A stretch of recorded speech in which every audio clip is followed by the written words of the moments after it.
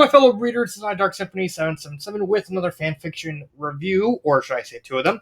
As always, a link to the stories will be in the description below. Please like the video, subscribe to the channel, click on that bell for notifications, leave a comment in the comment section below on your thoughts of the story. Finally, some of my opinion. My opinion is not indicative of everyone in the world, so please respect that. So, I have a double dose of reviews today. If you're wondering why I don't have the camera on to share my pretty face, I'm actually in a very uncomfortable situation for like the next 6 months, so I won't unfortunately be able to use the face cam. Yes, I'm literally kind of stuck against the wall in a room, sleeping. But I'm going to try and still do this anyway. And the other reason I'm doing two stories is because honestly, this story, it's not gonna take longer than like 5 minutes. So let's start the first story. Synchro City by Ulrich362 is a 5Ds and Yu-Gi-Oh crossover, and I don't even have to go down to see what is wrong with the story. Just look at it. Okay, so what's the plot? Well, the plot with this story is all the signers were actually doing a thing on trying to learn how to excel Synchro, which is, for those of you who don't know how to place anything about Yu-Gi-Oh terminology, excel Synchro is more or less the type of effect that you use when you Synchro summon during your opponent's turn. Basically, you're going so fast, you're Synchro summoning during your opponent's turn. So basically, like, I don't know, like Formula Synchron or something like that. Or is it like Synchro summoning monsters like Synchro monsters? I can't remember, but I'm pretty sure it's Synchro summoning during your opponent's turn. Goaty kind of have this gimmick, more or less. But during this lesson, all the signers and two other characters who are OCs, do not touch, gets them back in time to Maximilian Pegasus time. What happens is it's Pegasus when he was a kid and he doesn't know much about duel. He hasn't made duel monsters yet. They decide to entertain Pegasus. Sorry about it. It's like 8 o'clock at night. They decide to entertain Pegasus by having Yusei and Jack Atlas duel. They show up to Synchro monsters, and then they end up right before the events of Battle City. Why did they have to do the Maximilian Pegasus thing? Well, because now everyone from Yugi to Kaiba to Merrick is using Synchro monsters. Yeah. So eventually they find out from the Crimson Dragon that someone from their time is actually trying to interfere with the events of Battle City. Basically making sure that Yugi does not win Battle City. Because in order to do that, he has to beat Merrick. And so the Crimson Dragon tells all the signers, you have to make sure these events happen as they are. That sounds like a really cool plot. Basically, you get Yusei, Jack, Leo, Luna, Akiza, Crow, and these two random characters. They end up in Battle City and they just go around. You get a nice way of showcasing all this old versus new deal. No, that's not what happens. Wanna know what happens? Nothing. Nothing happens. It's all dialogue. There's no suspense. There's no thrilling. There's no characters. Nothing. Just nothing. It's dialogue. Now, again, dialogue stories can work. Dialogue stories have worked, not only in fanfiction, but also in real world novel. In the real world. I know a lot of old Grimm style fairy tales. They don't really have a lot of. They're really low on. Basically, I'm getting ahead of myself because I'm starting to get a headache from just constantly trying not to repeat. It's just dialogue. Stories with almost entirely dialogue have worked. Basically, any kind of stories that kind of revive like communication between two characters, that can work. That has worked. There has been stories out there that that are really good that actually don't have dialogue. Raptor Red is actually a very good example. Has zero dialogue, and it's actually a really thrilling story about a pair of velociraptors in the late Cretaceous before around the time the meteor was supposed to hit. If I remember right, the ending kind of basically is like, oh, the meteor crashes and everyone dies. But it's been so long since I read Raptor Red, so I can't remember fully. So these types of stories have worked. These types of stories can work. This story, it didn't work because you're trying to adapt a formula as very, very convoluted and very, very heavy visually as Yu-Gi-Oh! And this actually reminds me of a conversation I was in with a couple friends who are basically a bunch of total drama writers, and they asked me and a bunch of other people, "What is the one type of challenge you don't want to see in a total drama fic?" I said Yu-Gi-Oh, because Yu-Gi-Oh is so incredibly hard to write, especially if you frame it in the format of a total drama story where we kind of have to rush through everything. That Yu-Gi-Oh physically cannot work in that format. It did not work. It won't work because of just how complicated it is. Especially just now, like nowadays, where like half the time a turn just ends up being like 30 minutes and your opponent can't do anything unless they have like a bunch of negates in their hand or Nibiru. But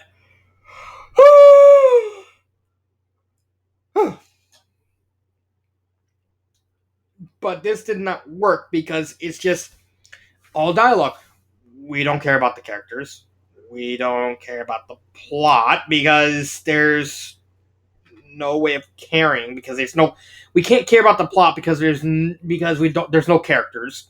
The pacing is way too fast because most of the chapters are just dialogue instead of a type of story that should have been like a mix of world building and dialogue. The old versus the new, the old like Yugi in his prime and going against Yusei Fudo. That would have been cool, but no, it's just this for 60. Not to mention, also the fact that the author decided to, I don't know why, put summaries of the entire chapter at the end. So after a while, when I just got tired of reading this, I just went to the bottom of the chapters, read the summary, and moved on. I just did that because I already know what's going to happen.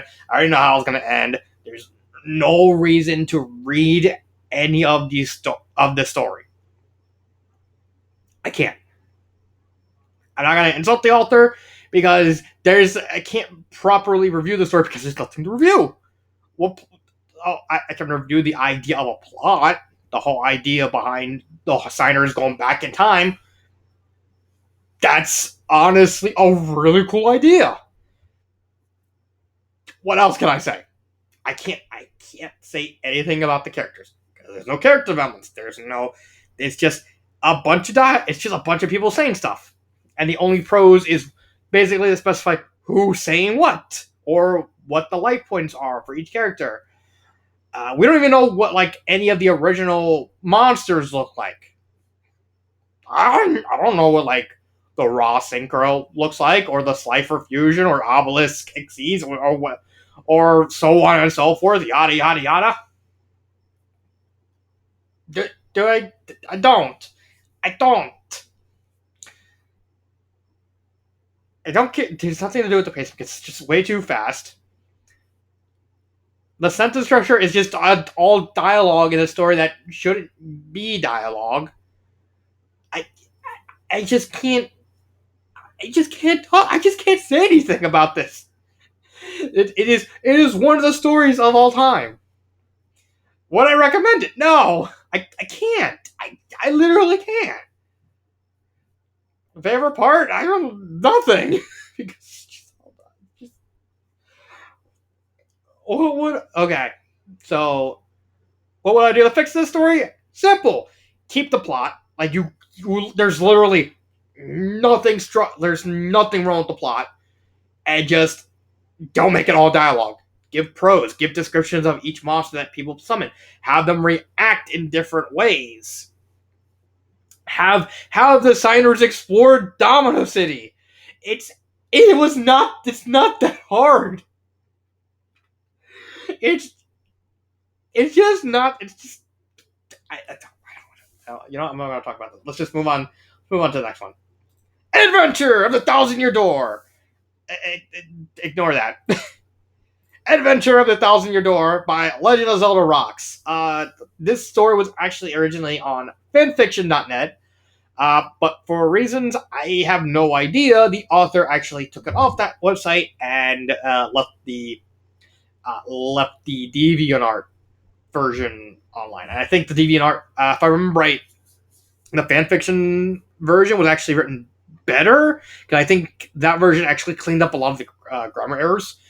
I don't know for sure because it's been so long since I read that story. Read this story that I can't remember if the fanfiction version was actually much better. But I won't. But I'm pretty much just going off this one.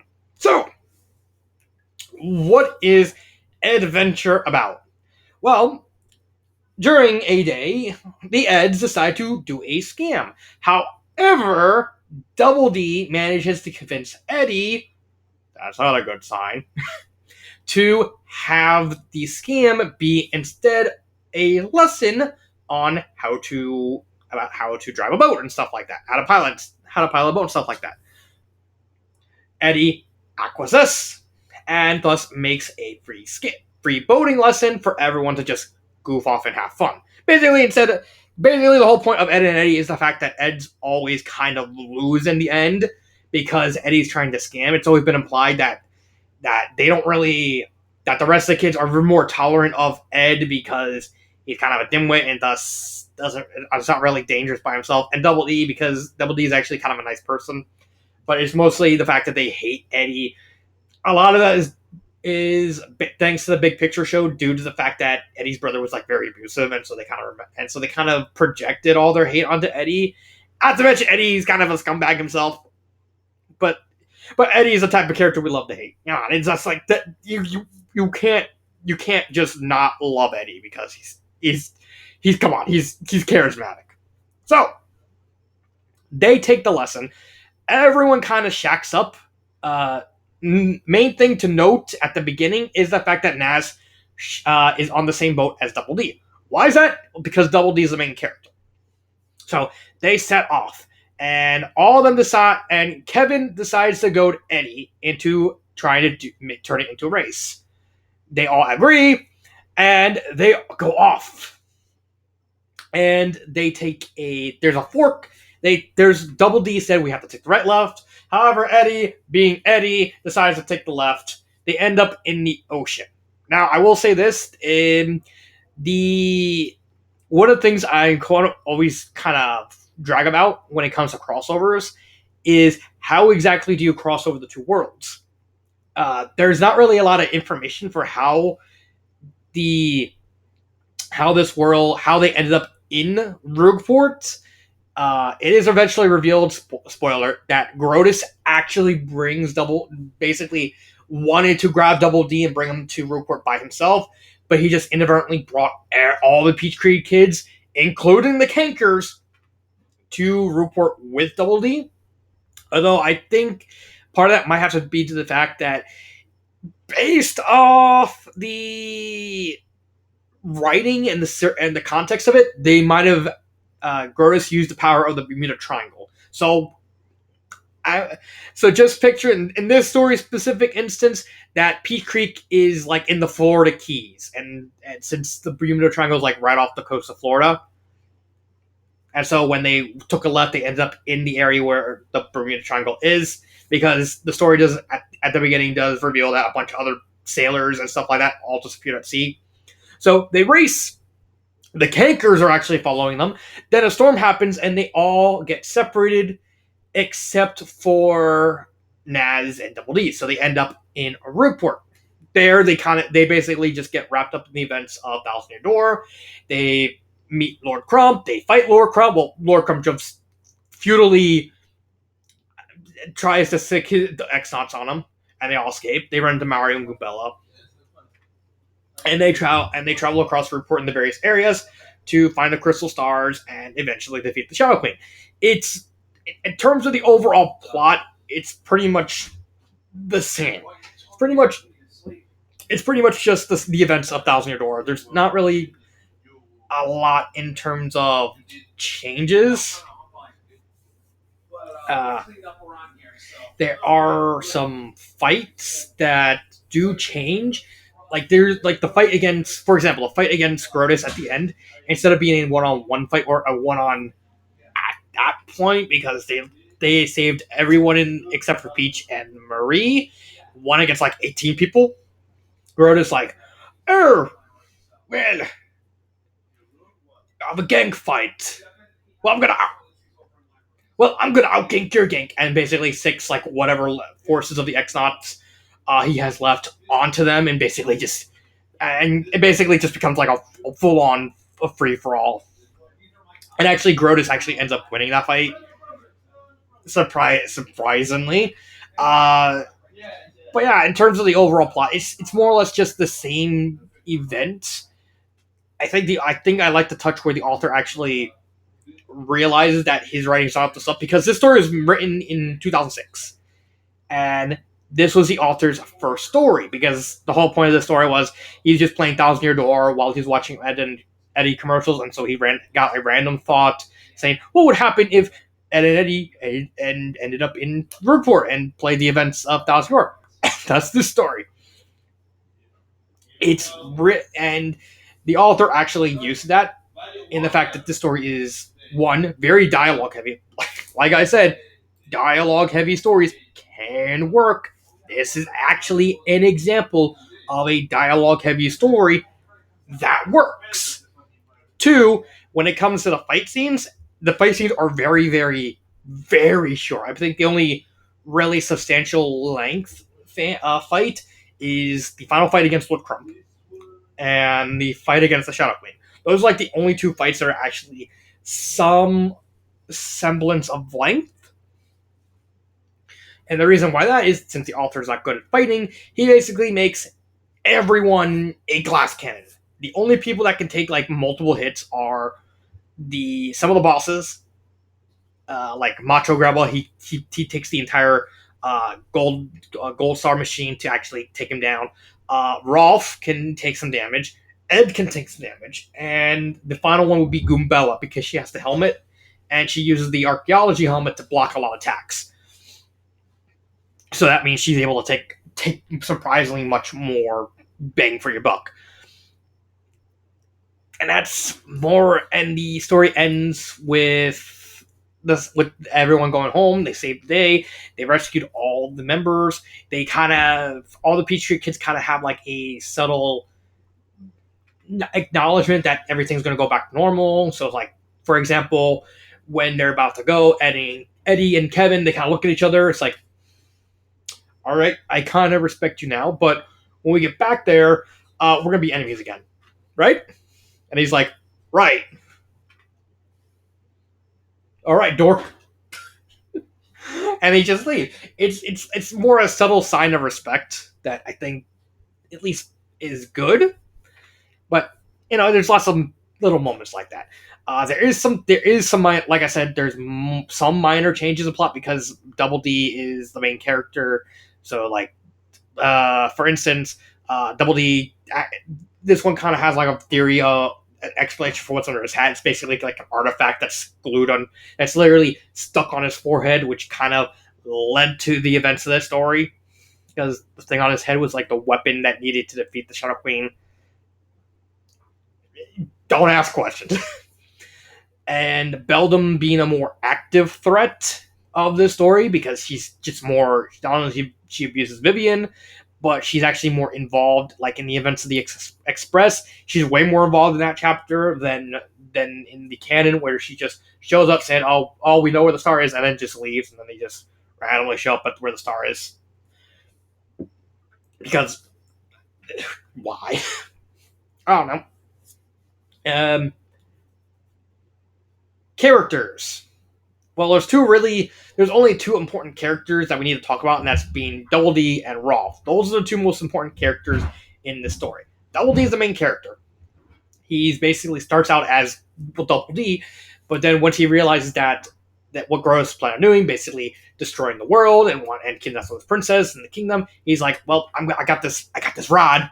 I'm gonna help Mario fight all these guys, and he basically just starts fighting, and then he gets magic powers from Vivian. Basically, he saves Vivian's life, and like a symbol, just her good faith, she basically pours some of her magic into Double D, so that way now Double D can use fire spells, and Double D gets like slightly more confident in himself.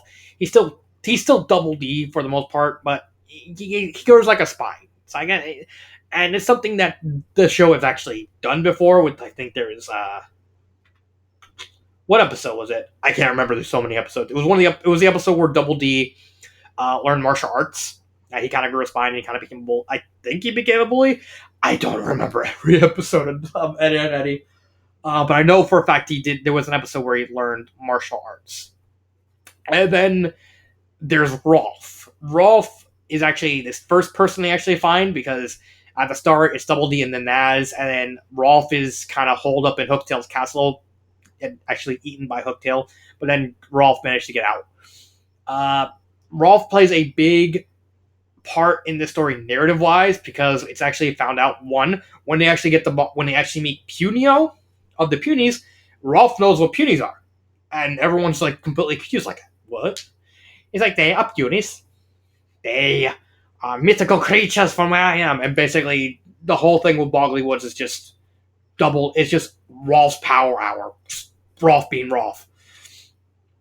However, eventually over time, we actually find out more and more about Rolf. We find out that his backstory actually, his whole village, why he's a son of a shepherd, was his family and his culture actually worship the crystal stars, and actually he knows a lot about the backstory related to the Shadow Queen through his culture, and then his family actually died because Beldam actually showed up in his village along with Marilyn and Vivian, which is a massive plot hole because the story kind of reveals at the very end that Vivian had amnesia, despite the fact canonically there's no physical way she could have done that because Vivian was a child during 1,000 years ago. For those of you who don't know, if you play through Thousand Year Door and you have Vivian while traveling through the Palace of Shadow, once you get to a certain area, Vivian says she had a far off memory. It's like, I think I remember this. Basically, Vivian was actually alive when the city was destroyed, basically, when the city became locked behind the Thousand Year Door. So that's just a massive plot hole, in my opinion. When it comes to Rolf, back to Rolf. Rolf is a very well written character. Like you can tell that Rolf, he starts out as Rolf, but once he realizes who Vivian is, because he remembers who they are, he starts becoming more defensive, more angry, more kind of off putting because he realizes that the people who killed his family are there, and he wants his hands on them. And then he starts having friction with Double D because Double D took Vivian, and Rolf remembers who Vivian is. So now there's friction between Double D and Rolf, and it's well done as you could picture it.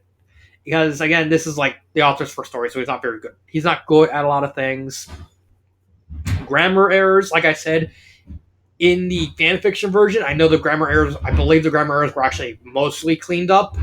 But in this version, the DeviantArt version, there's just a lot. Like, come on. Edventure, like, come on. Like, this just... I know for a fact that the fanfiction version had it as TTYD, not TYD. Oh. I didn't admit that. There is a lot of grammar errors in terms of writing. like I said, it's a very dialogue heavy story. There is, as the story gets longer, there's more prose. Like this chapter is like very long. It's just a one giant wall text with just nearly all dialogue. But go down here, say let's just go right here, Pyro's Gyro. See, now it's space. Uh, there's more prose. It gets cleaner and more well written as the story goes on. So you can actually see him progress and get better at his skills as the story goes on. And even at the very end, where the final fights are happening, now it's mainly just a big mixture of dialogue and prose. So you'd actually see, so he's actually getting better and getting skills and throughout the story, and he's applying those, but he's still realizing that he's not good enough to really go heavy-handed. So that hence why the stories are like still very short. The chapters, not chapters, the fights are very short, and the characters are very brisk, and doesn't really delve too much in the characters. Really, outside of Double D and Rolf, there's just really not a lot to do with the characters. Naz, despite being around since the beginning with Double D, gets immediately shafted once Rolf shows up. There is a subplot where Naz kind of reveals she had a crush on Double D, and the fact that Double D was like, she saw Double D being brave, and then realizes that by the time that she realized she wanted to admit her feelings, Double D had a crush on Vivian. I also like the realistic ending where they're like, well, we can't come back. So despite the fact that we do have these feelings, we can't really explore them. It was with Double D and Vivian, and then also with Eddie and Gumbella, which is wild, and all that. It's really kind of sad that the sequel was never really finished, because I guess because it got too convoluted and messy, because now, like, I think Zorro got involved.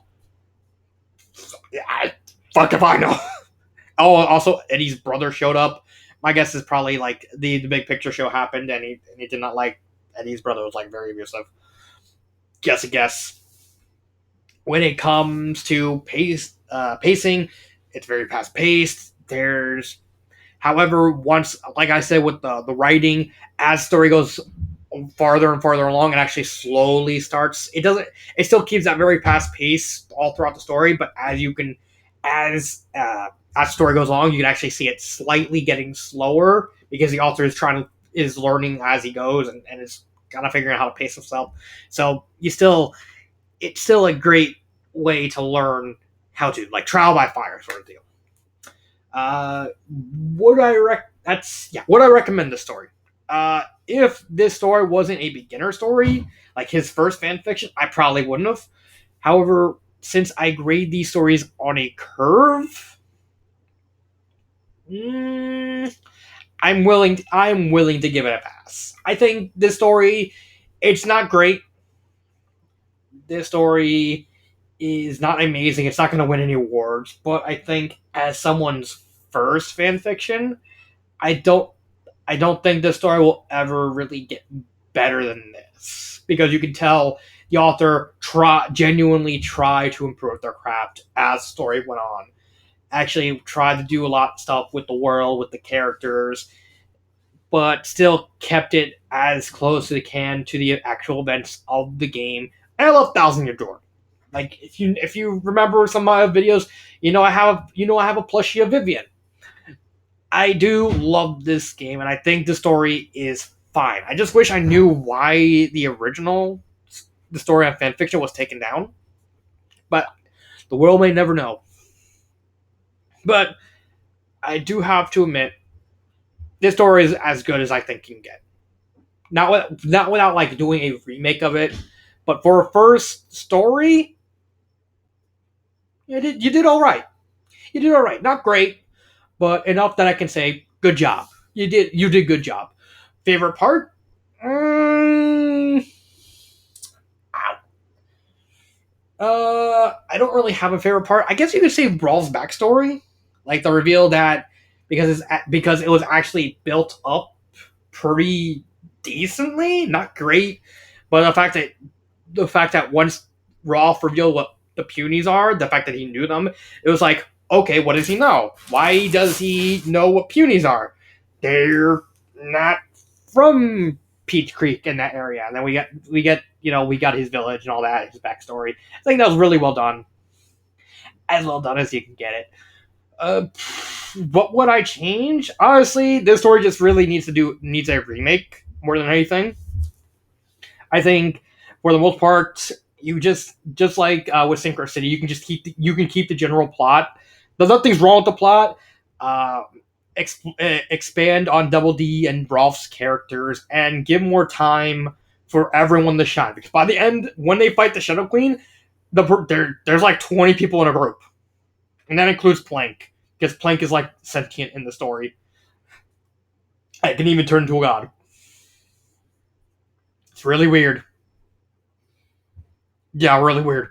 Uh, yeah, I think this store, but yeah, just keep expand upon the plot a little bit.